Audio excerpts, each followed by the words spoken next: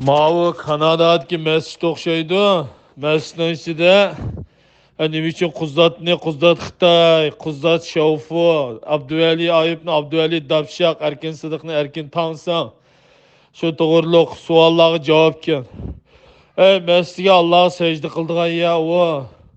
Budak siyosiy ziddiyetinglarni, siyosiy ko'z qarashinglarni akilib hal qiladigan ya emas. Men dedim-ku qarindoshlar. Bu mescid hozir mescidga o'xshamay qoldi. Bular mescidlarni pitig'dibyapti bular. Bu Amerikami shu? Mescidda bizim meydanımız yok deydi bular. Biz taraf tutmaymiz deydi. Biz siyaset kirmaymiz deydi. Ama qarsanlar Doğu Türkistan'ın bayraklarını isip siyaset oynatıdı. Kim bularning tarafi bilan birga bo'lsa, kim bu mescid xodimlari bilan yaqin bo'lsa, bular shularning tarafini tutyotdi qarindoshlar. Bu bir xatarlik signal, chunki sen jamoatni bo'lib yetsa. Mescidda mana o Quzzat Xitoy Shaufu desam, tomoshabinlar o'taga jamoat ijara tetiksiz kulyotdi qarindoshlar. Nima degan mazchilik, nima degan lovzichilik bu? O jamoat xo'shib kutib kulib ijara.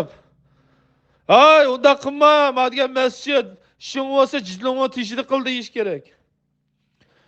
Ayol kishini kirib qo'yibdi masjidning ichiga. Xotin kishi kirganmi u?